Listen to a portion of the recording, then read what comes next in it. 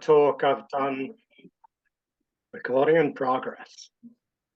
Okay, this is a talk I've done a few times now in STA. People seem to find it useful, so I offer to do it again. And some people even come back for second helpings, which is, I don't know what to make of that. But I've updated it and developed it a bit. I guess the point about this is, as it says there, it's an experiential view. It's everything in here is, in terms of routes to market and job finding, are tools and techniques that I myself have used. If it isn't stuff I've used, then I'm not talking about it. So it's relevant to people, hopefully, at all stages of their career. So without further ado, Charlotte's going to help me with the polls and a few other logistics, and we'll make a start. So hopefully that's going to advance. You go on to full screen.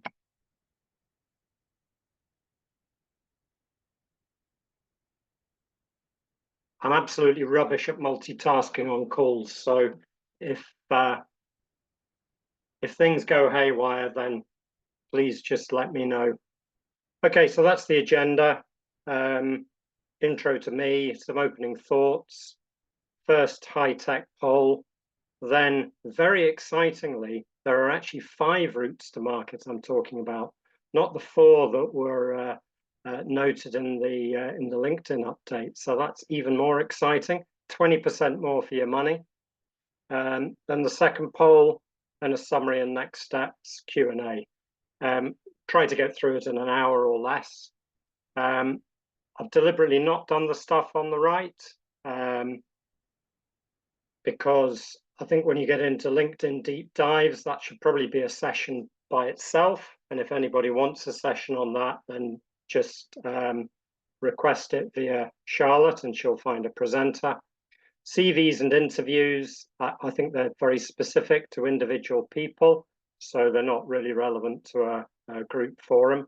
And AI in recruitment, yes, it is a thing, but I don't know much about it, and I've never used it, so I'm not going to talk about that. So, quick intro. I've had a pretty varied career. I'm also quite old, so I've moved around a fair bit. I didn't start out in IT. I did 13 years in retail as a buying manager first. Then I moved into IT in 1999, just before the millennium bug brought the world to a crashing halt. I did 4 employee permie roles in big service provider companies in IT services and 1 in telco. Then I went contract and I did 8 or so project manager for hire roles with clients in Central Belt Scotland. And I now work part-time. I do various things on portfolio. And the so what of all of that is, in terms of job searching, I've done both a sprint and a marathon. I think the quickest I've got from start to finish, start being deciding that I'm ready to roll and I'm looking again, and finish being an offer, was 3 days, and I was really chuffed with that. I've also had a marathon, which was 14 months when I was in the permie world, and that's not a lot of fun, but I can kind of get my head around and empathize and provide advice and guidance on both scenarios. I've had some redundancies, so I guess I've got bounce back ability, like Tigger. I've done some outplacement and some careers counselling. Outplacement, if anyone doesn't know the word, if an organisation is departing, exiting a number of employees all at the same time, they may come to an arrangement with an outplacement consultancy to provide credits and assistance to the exiting employees. So I know about that stuff, and I've stolen it like a magpie. And then, the recruitment process has evolved tremendously since I was first looking and since I first moved into IT even. It used to be you had to get newspapers on the right day of the week. You had to get your scissors. That's how high tech it was. Snip out the advert, write a letter, post it with your CV. The whole thing was really cumbersome and painful. It could take months. And it's gone through a lot of change. And I guess AI is part of the latest iteration. Some people call it the RTech revolution. So I've kind of I kind of know this stuff from a lot of different angles, I guess is what I'm saying. So if you're going to advance again, slides, please. Pretty please. There we go. So some opening thoughts. Scary statement at the top.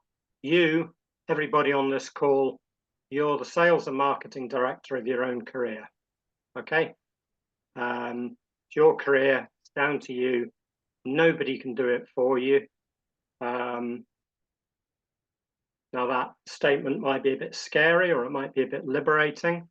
If anyone's worked in sales, business development, account development, or marketing, you're probably a bit more comfortable with that concept. But you do have to present yourself in the best light. You do have to market. You do have to sell.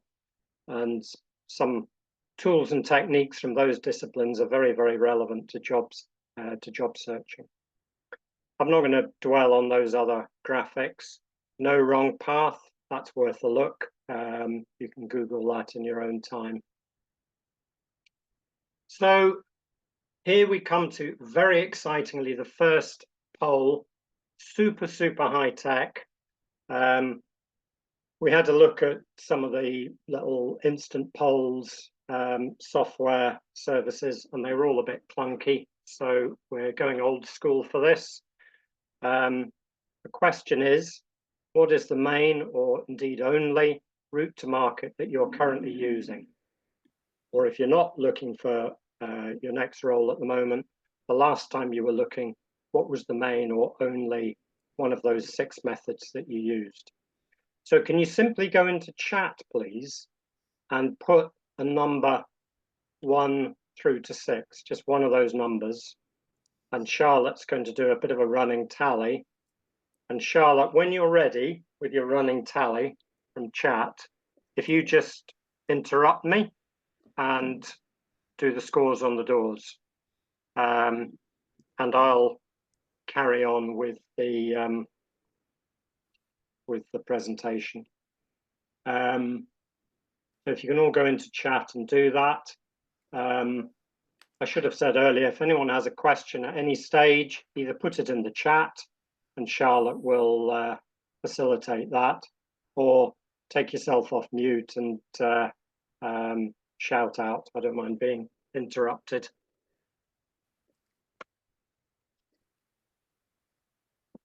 Okay, so all of us in IT or data in some way or shape or form, so it's useful to get some numbers and data on this stuff.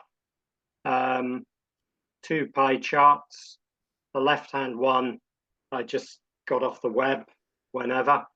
The right-hand one was actually from an outplacement consultancy that I was working with. They show different segments, they show different percentage mixes, but there might be some things on those pie charts that you find quite surprising, particularly how large networking is relative to the other ones.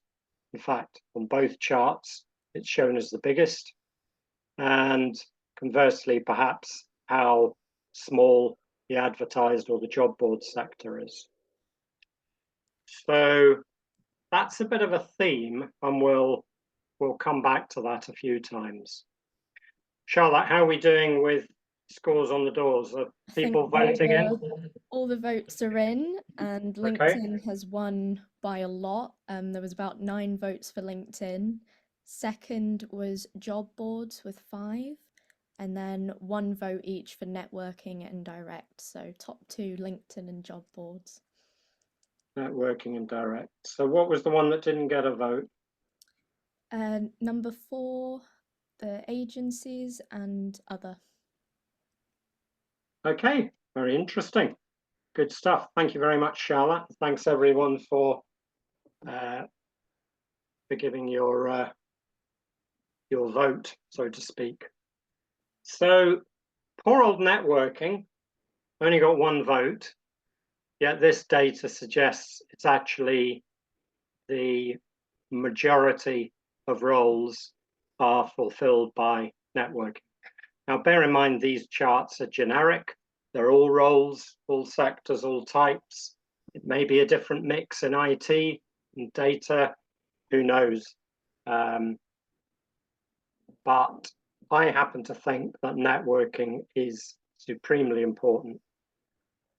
That's why we're going to start with networking in terms of the routes to market.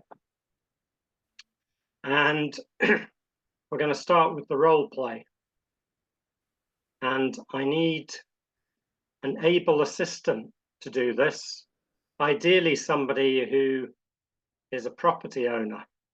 Anybody want to volunteer for this bit of networking? Or am I just going to pick on somebody? I'm happy to do because I just used one. Right, let's not choose you, Avasar. because you've just said you've just used one. Okay. Right. So I'm going to pick on Alex.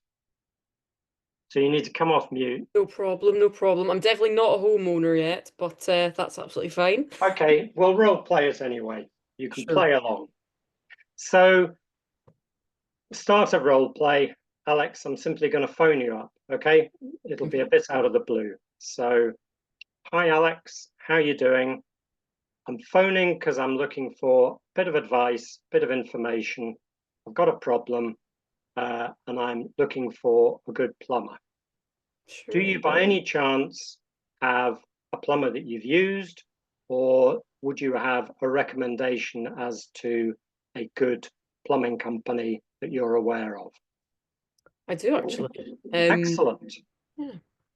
So, could you possibly help me out and tell me a wee bit about them and maybe give me their contact details? Absolutely. Go for it. Oh, go for it. So, well, my aunt and uncle recently built a house very close by, and they had rave reports about their plumber. So I'll pass you on the details of them. Fantastic. That is very, very much appreciated. And look forward to getting the intro, the contact details. And thanks very much, Alex. You were a very able assistant. You're welcome. In role play. Okay. So that little exercise, that little role play, that to me is a lot of what networking is about. It's about asking people who are in your network, people who you know and trust to a greater or lesser extent, but definitely people that you know initially, for advice and information.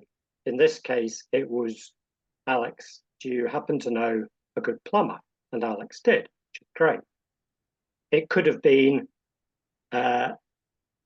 seeking any other information or advice, okay? So I've deliberately sort of taken something very, very straightforward here to try and demystify this weird world of networking, which some people are very unfamiliar or wary of. So I just want to sort of persist on it a minute and draw out some points about what just happened in that minute, 90 seconds of the discussion, the networking with Alex. So there's actually three parties to the networking, and I think we all gained out of it. So, Alex, I assume you gained something out of it because it was quite nice to be able to help me out, was it? Absolutely. Yeah. I gained because I've got a recommendation for a good plumber. And that recommendation comes from somebody that I know and trust. So that's quite powerful, far better than randomly finding somebody on the web. But then let's think about the plumber. I'm going to contact that plumber. I'm going to say, Alex, your aunt and uncle have recently used you. They speak very highly of you. I'm probably going to do a bit of tummy tickling. And I'm going to ask the plumber company for a quote. So that plumber's going to think, okay, this guy Andrew, who I've never heard of, he's got a good recommendation. I don't want to let him down because I might get some more work with Alex and her aunt and uncle. So I'm going to make sure I give him a quick quote, make sure I maybe go around and visit and do a good job.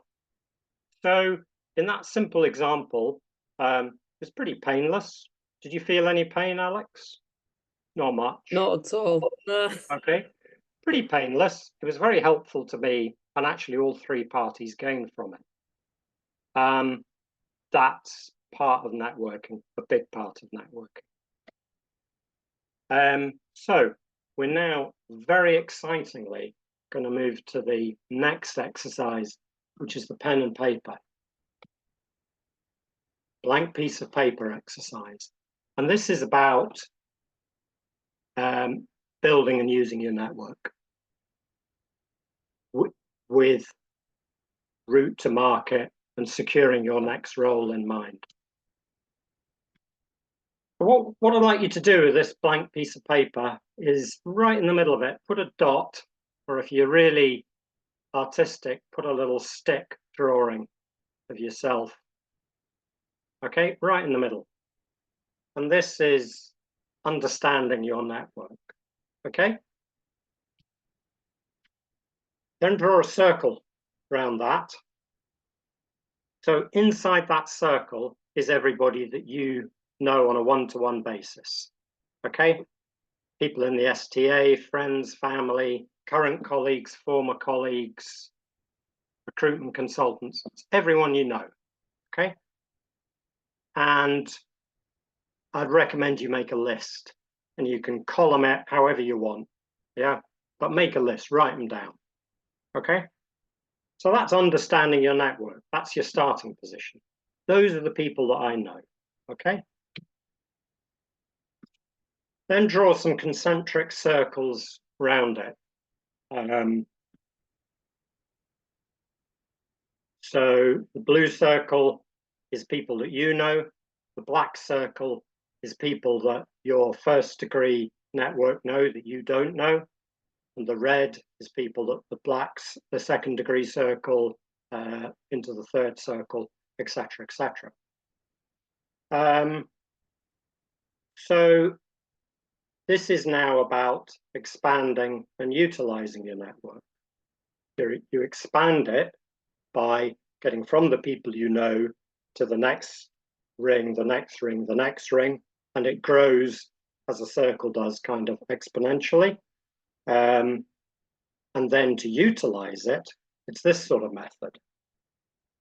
So obviously you start in your first circle, your first, your list of people that you directly know within your network, because that's the only place you can start. And you ask them for advice or information. In the case of the role play, that was a plumber. And arguably their third, Alex's plumber is third layer, because I don't think you knew them directly, Alex, but you know your aunt and uncle. So, we hop from 1 to 3. But more sequentially, you hop from 1 to 2.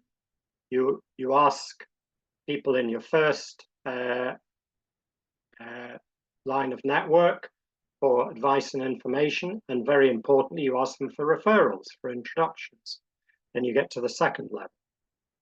You go around the circle again, around the same method again. You can get to the third and then the fourth. And all the time, we'll come to this a bit more in hints and tips, all you're doing is very politely having a conversation, asking for some advice, for some information, and for some referrals. So if this all still sounds a bit esoteric and a bit weird, I'll just say 2 things. Through my career, I've had a lot of help from people in that 4th ring, people who I only got to through a few hops. And also, if anyone's thinking, well, it may work for somebody like Andrew because he's got a big network already. It's worked for both of my sons when they were recent graduates. My eldest son got his first role, which happened to be as a data analyst, through a conversation that his friend's dad had with a neighbor. Yeah, so that's pretty weird, isn't it? So it does work, and it works for all levels of experience. So that's the end of the blank piece of paper exercise, but I do encourage you to make a start and make that list of your first tier of network, and that's your starting point. So hints and tips, each of these routes to market, I have a hints and tips slide. So be brave. If you haven't done something that you think of as networking before, then start safe with it and practice. Starting safe means having a conversation, ask for some advice and information from a trusted advisor, a friend, a family member. Just role play it if you like, where there's absolutely no chance of you being embarrassed or any negative outcome.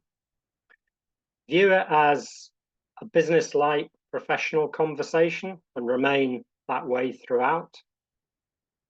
You must prepare for each and every meeting, each and every discussion. So what is your ask? What assistance are you asking for?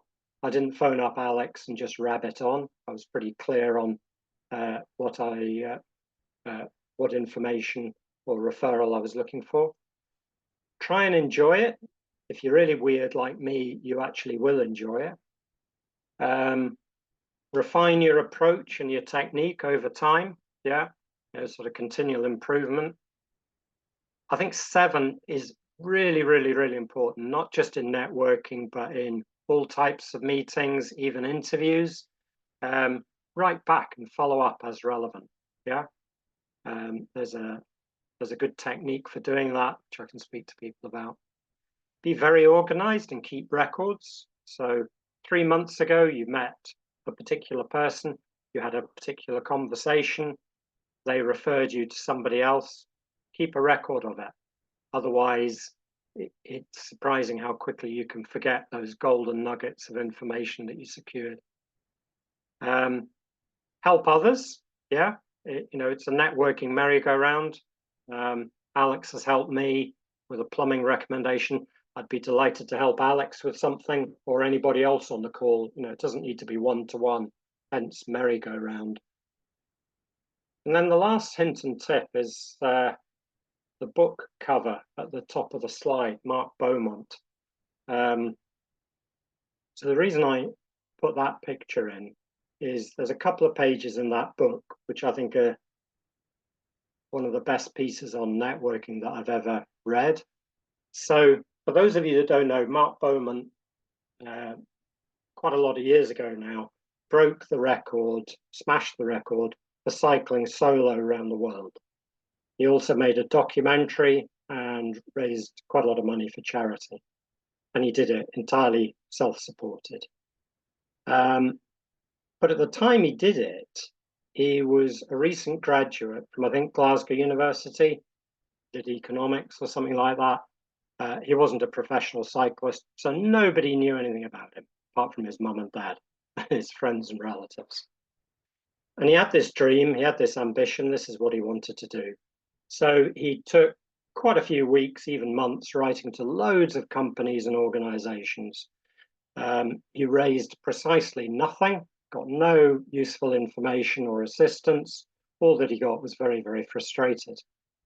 And in his frustration, he had a chat with his cousin. He said, "This is dreadful. I'm going to have to give up on this idea. I'm never going to get anywhere."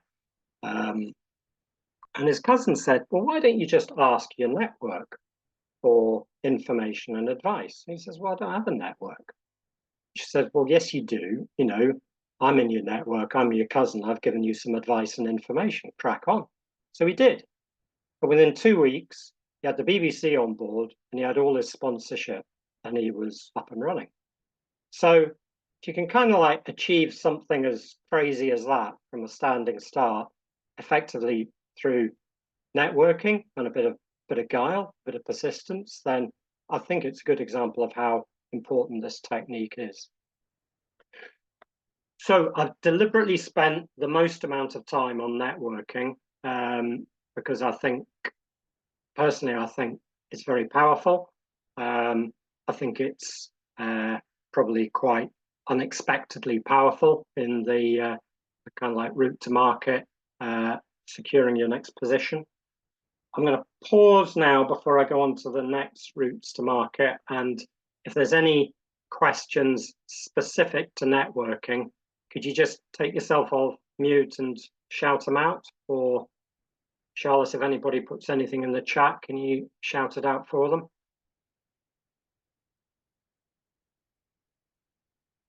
That sounds like no, which is fine. Sorry, I've just got halfway between a question and a point. How do you kind of not abuse, but more of what? How do you potentially risk damaging your network? Probably by doing the opposite of those hints and tips. If you're not professional and businesslike, if you put people on the spot, if you ask them an awkward question like, can you give me a job? Or are you currently hiring? I think is also a bit too in your face. So, you know, a much better approach than geez a job or are you hiring would be quick introduction. Introduction, that's a great word. Quick introduction. I'm Abasar. I'm looking for my next, you know, I have a great background in XYZ. I'm looking for my next position doing ABC. Do you happen to have any advice, information related to ABC field? Is there anybody you know you could refer me to who I could have a further conversation with? You just keep it nice and open. So it's kind of like an open discussion. Does that help? Yeah, that's definitely useful. I think. Yeah. I think probably the follow-up to that is, and I guess you've been. I think the thing about using the network is I'm basically rubbish at networking. It's the one thing I hate doing. Actually, not that I hate doing it. It almost paralyzes me going out and speaking to people I don't know. Yeah. And it may sound strange if I've spoken to before, but I'm comfortable speaking to people I know. But it's more difficult to do that jump. And it's for somebody like myself, apart from the obvious answer, which is make use of Andrew Rendle, what would you suggest in terms of getting on that and speaking to, being able to ask these questions? Because in terms of all the tips you've given, including, I think, one of the most important is going back to say thank you, which luckily I've got a family where even now they wouldn't hesitate to say, did you go back and say thank you? And I was like, yes, but you're supposed to say thank you twice. And I was like, right, okay. What else would help with that, getting off the totally frozen, not able to start that conversation, especially in... So, you know, we know each other at Abasar. Yeah. We've had a number of discussions about all sorts of things. And, you know, I get it. There is a personality and maybe a cultural aspect to networking as well. If you're rather more on the introvert scale, then it's probably more of a challenge. Start with that list, that level 1 network. Who is it that you know? You can put a high, medium, low against them. You know, high could be this is somebody who's likely to have lots of information or relevant contacts, or you could start with a safe / scary flag, but you start safe and practice. Be clear on your ask, and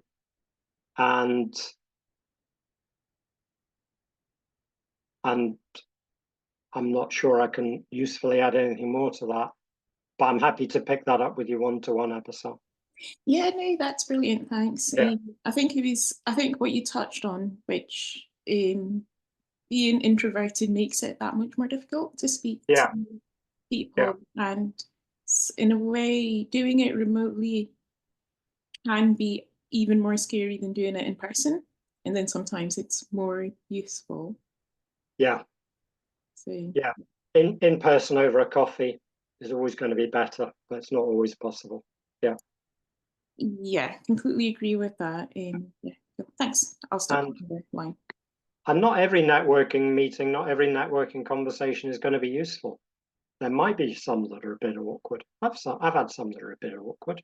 I've maybe pushed too hard to get a meeting, and there isn't that warm opening.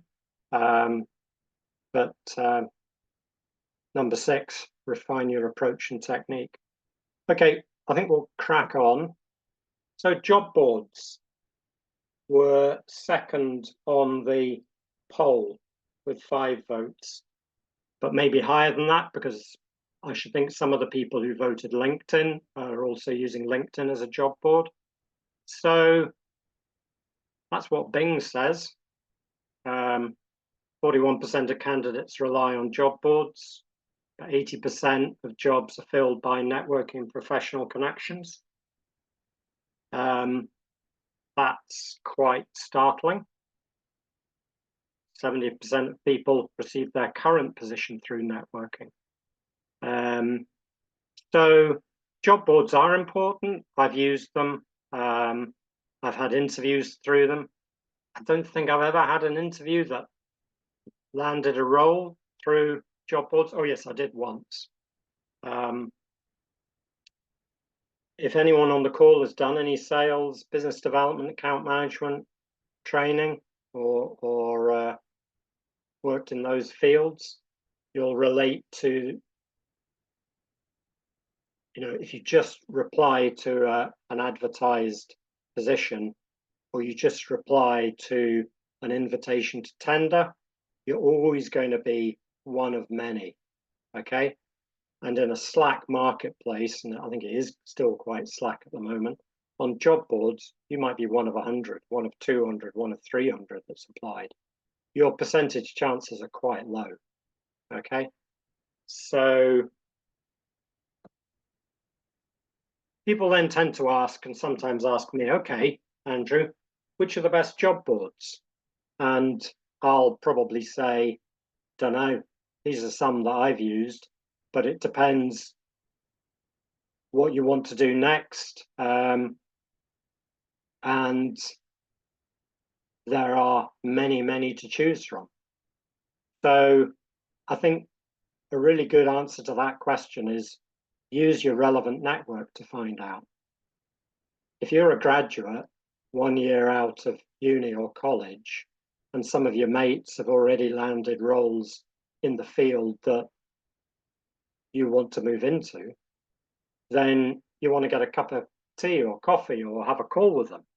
And the advice information you're going to be seeking is, I see you've landed that role. That's great. Congratulations. I'm still looking. I'm looking for something similar. How did you land it? Oh, I used a job board. Oh, great. Which job board did you use? Yeah. So you're just using your network to find out. So job boards, you have to be highly organized and time efficient. If it's the only method you're using, you are massively reducing your addressable market, because not all roles, by no means all roles, are advertised. And also, as I said before, you might be one of 300 people applying. So be organized and time efficient. And you can be clever in how you use job boards. If you set up alerts, you can tune those alerts. You'll always have a better chance of getting from application to interview if you're also able to have a conversation with the recruitment consultant, if it does come through a recruitment consultancy. So why not just phone up the recruitment consultancy and say, can I speak to this person? Or track them down on LinkedIn and send them a connection request. It makes you that candidate who made more effort and is more memorable in a good way. I think 4 is really important. Set your own criteria and be ruthless what you do and don't apply for. If you think, yeah, that looks like a great job, but I haven't really got most of the qualifications needed, don't bother wasting your time. Some job descriptions have mandatory and optional requirements. People say different things, but I reckon you need at least 80. You need to be able to demonstrate at least 80% of the mandatories, somewhere between 80 and 100. If you haven't got them, don't apply. The optional requirements, you can maybe build a bit more of a story about that. There tends to be a tight deadline. Sometimes it isn't even noted on the job board. So if you're going to apply for one, do it as quick as you can. My advice is you time box part of each day to do job alerts, job boards. When you've done that, then that's fine. Move on and do something else. And don't beat yourself up if you haven't reviewed all the job boards or all your job alerts. Just be happy with the coverage that you did get. That's job boards. LinkedIn. As I said at the start, there could easily be a whole hour lunch and learn on LinkedIn. If anybody would like that, Charlotte, I think you'd probably like to hear from them. Personally, I'm a big fan of LinkedIn. I've had a profile for well over 20 years. I've got quite a big network. Some of it I've built through LinkedIn, some of it through other methods, and also just having moved around a lot, keeping in touch with ex-colleagues. I find it a very, very powerful tool for researching about a company that you're going to apply for, finding people, and it takes a lot of hassle out of job searching. Maintaining network and contact lists, who's working where. I work with Fred or Frederica 20 years ago. I'd love to have a chat with them about something. Where on earth are they working now? Well, if they're on LinkedIn, that's a gimme. That's easy. If they're not on LinkedIn, it can be quite a hassle. So hints and tips around LinkedIn. Work the profile. Don't let it go stale, and make sure it's a really good reflection of you, what you are now, what you want to do next. Follow companies and other organizations. That's just a tick to follow, and then you'll be getting all their updates and PR and announcements in your news feed. So if you land an interview with them, you've got all the latest information at your fingertips. Also, if you're applying for them, you've also got the information there. Post some stuff. Why not? That snip from the LinkedIn menu options that I've pasted in at the top of the slide. It's as simple as that to start a post. Like and comment on other posts. So the more active you are, the more findable you are. Join some groups. So the snip of the LinkedIn menu options that I've put in, if you see that 3x3 grid, there's a down arrow on it. If you click that down arrow, it opens up groups. And if you are a data scientist looking for data scientist roles, there will be groups of other data scientists or companies who work in data science. Might be worth joining the group. You'll get access to a bigger network, more information, maybe some free resources, etc., etc. And again, it makes you more findable. You can set up job alerts because LinkedIn itself is a job board. And though it's social media for business, if you use Facebook or Instagram for your personal life, then this is where you should be managing your professional life, in my opinion. So we've whipped through job boards, LinkedIn. Any quick questions on those two? Right, 2 to go, and there's some closing off stuff. Recruitment agencies, The Good, the Bad and the Ugly. Great film. Somebody's put their hand up. Does that mean we've got a question coming in? Yeah, that's me. Yeah. Just a quick question about LinkedIn.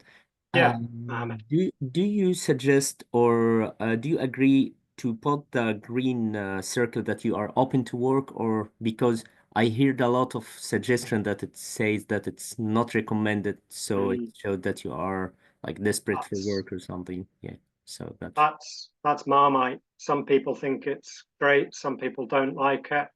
I think it's quite personal to you.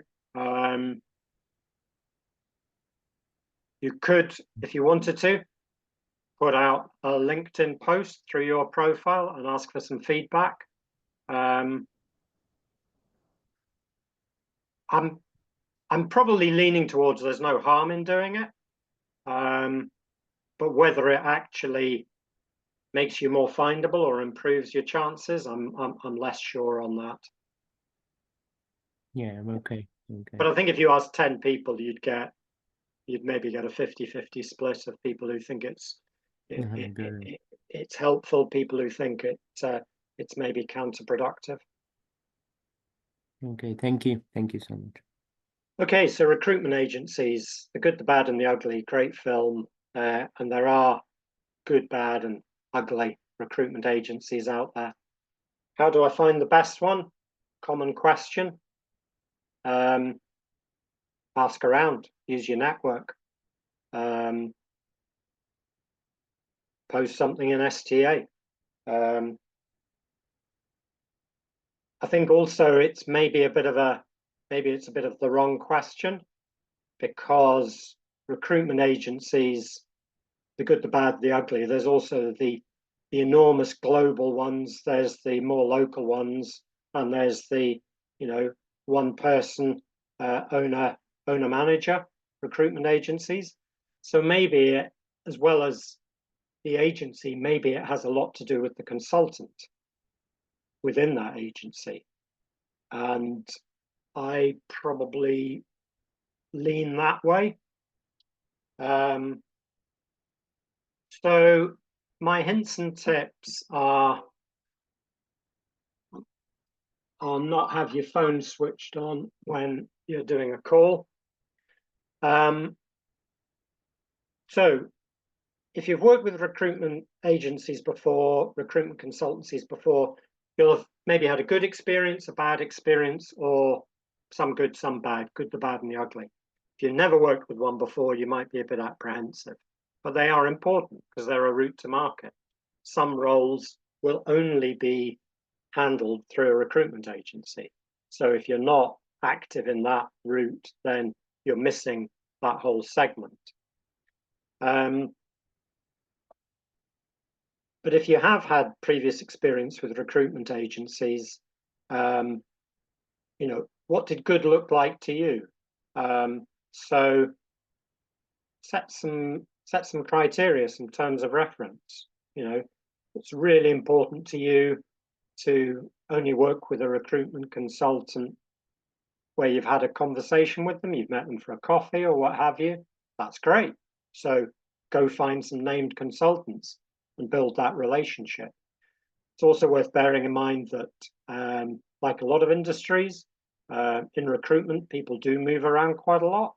So if you have some degree of relationship with a particular consultant and they move, well, your rapport, your relationship, their knowledge of you, your knowledge of them, that moves to the new company.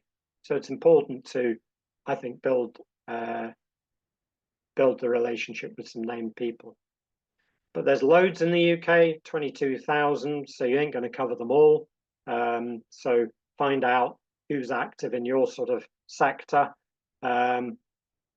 Use your network.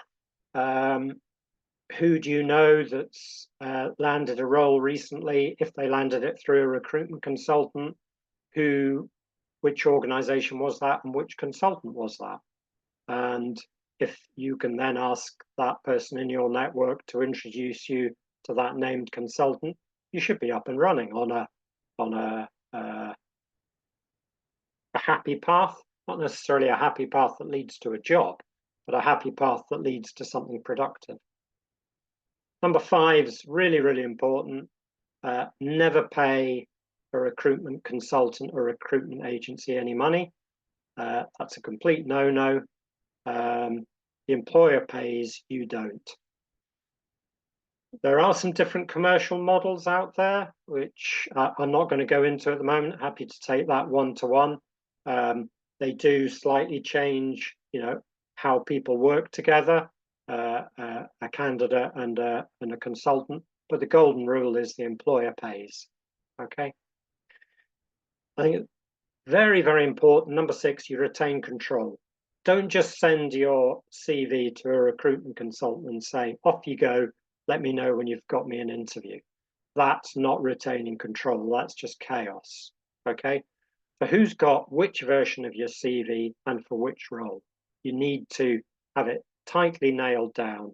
And back to terms of reference, I say very clearly to people, never send my CV to anybody for any role unless we've already had a conversation about it and I've given you the thumbs up. And all of that means, like a number of the other routes to market, you need to be on it and you need to keep some good records. So I'll finish off with direct approaches, so that got 1 vote, which is interesting. It does seem a bit out there. And certainly cold calling would be a long slog.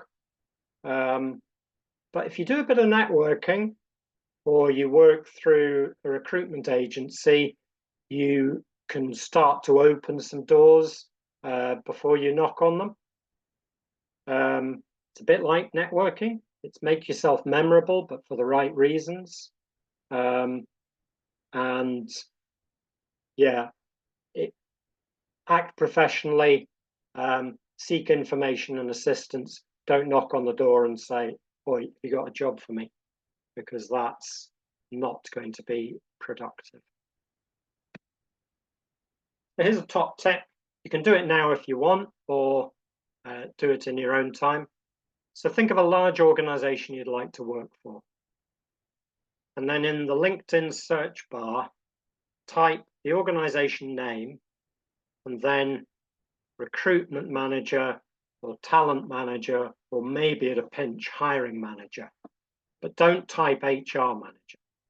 HR managers do lots and lots of stuff, including sacking people. Some of them do hiring. But recruitment managers, talent managers, all they do is search the market and manage the hiring process. So you need to be on their radar if you want to work for that company. So, you could do this one after the other. You could do organization name, hit the search, and then click people. See who comes up. If there's anybody with recruitment manager or talent manager, hiring manager in their name, go find them. Then you can refine it, put in the job title, you can even put in the city to refine it further. And then, these are people that you need to contact. If you look at them on LinkedIn, you might have they might be second generation to you on LinkedIn. So somebody that is in your first layer of network knows that person. So that's the obvious thing to do. Go to that person that you know and say, do you know this hiring manager? Are they any good? Are they friendly? Are they effective? Can you introduce me? If there's nobody you know in common, then send them through LinkedIn a friendly message. Say who you are, what you're looking for, and ask them to connect. That's probably all you do initially. They're not going to be alarmed by that. It's their job, and they use LinkedIn very at a very high level of functionality to find people. They'll be quite impressed if you found them. So that's the last bit, coming up with a contact plan once you've searched through some target companies and found those key contacts. It would also work if if you wanted to work for Barclays and data science, put in Barclays and data science into your LinkedIn search bar, see what it comes up with. Okay, time for the second poll, 6 minutes to go. Following this lunch and learn, how likely are you to use additional routes to market in your job search? 1 is more likely, 2 is no change, 3 is less likely. So please put it in the chat, and Charlotte, I'll leave you to summarize again, if you'd be so good. But basically, if it's 3, then this talk has failed. Okay. Can I ask a question while Of course you we're can. voting? Of course you can, Angelos. So, I mean, I've been on the market for a while now, and I've been reaching out on LinkedIn to various people that are doing the roles that I would like, and I want to connect or anything like that. Generally, I don't get any responses, like never anyone responds to my LinkedIn messages. Is there a right way and a wrong way of reaching out, or is it just the fact that they're inundated with spam? I think there's, I guess. I think there's a better way. If you've had 0 replies, then there must be a better way. I'd love to take that one-to-one with you. Yeah. Okay. Let's have a follow-up discussion. Yeah. Okay. Oh yeah. Thank you. I'm only saying follow-up discussion because of the Time. because of the time. Yeah. Okay. I've right. got my contact details at the end. Sounds good. Thank you. So quick summary: effort times quality in job searching, that equals result. That's the magic equation. If you do the right stuff and you do it often enough and you keep going, you'll get a result. I know that, having had a 14-month job search. Be organized and structured, time management across the various routes to market, constantly analyze, improve, and refine. So when I wrote that, I thought, well, you know, that's continual improvement. You could also run it if you wanted to as your own set of agile sprints. Why not? You know, do a sprint planning for the coming week or fortnight. Definition of ready, definition of done, then do your retro at the end. Refine and improve, come up with your next list of things to tackle. Why not? Practice, particularly in the routes to market that you're less familiar with. Research, I think, is really important. If you are one of 300 applicants, or one of 30, or one of 10, whatever that metric is, you can really stand out at the application stage, and even more so at the interview stage if you've done your research. If you're the most researched candidate, if you know more about the field that the organization is in or the role that they're looking for than the other candidates, even if your experience isn't quite as good, then you are a seriously impressive candidate. And enjoy it. Try and enjoy the process. So next steps, get started, refine and relaunch. It can definitely be lonely. You can also use your network, supported friends and advisors. Challenge yourself, be innovative, get out of your comfort zone. And if you want to read a book, that's probably the best book on the subject. It's probably on about its 30th edition. It's updated every year, so it kind of never dates. Charlotte, how are we doing with the? Very good. Yes, there was 12 votes for more likely and only 1 for no change. So thankfully, no less likelies. Okay. So I may have succeeded. Right. I think I've just got a couple more quick slides, and then I know we're short of time. I'm happy to run over. I'm happy for anybody to drop off if they've got 1 o'clock meetings. So you may have seen that funny little logo earlier, which I actually think is quite a cool logo. So it stands for Career Marketing with Andrew Rendle, which is a service that I designed and launched last year. It's one-to-one career mentoring. It's an end-to-end approach with modules developed and some templates to cover most kind of like scenarios and parts of a career life cycle. And just to give that some context, so this year I've been working with a 2024 graduate on his use of research, use of LinkedIn, interview techniques, and he's now got 2 job offers. Been working with somebody else to help and support them through a redundancy process. And I've been working with somebody else navigating 3 different opportunities to land one, and then I've helped with some sort of win-win negotiation. So that's what life cycle means. I've designed it for those 2 personas. Anybody wants to follow up with me for an initial discussion, see what you're maybe struggling with or what your objectives are, I'll see if I can help. And there's no commitment other than to one session at a time. So that's what CMAR is with its superb logo. Any feedback, let us know. Feedback on this talk or any other topics you want. And there are my contact details. And it's 1:01. So almost on time. Any questions about absolutely anything? And or if anybody needs to drop off, then please do so.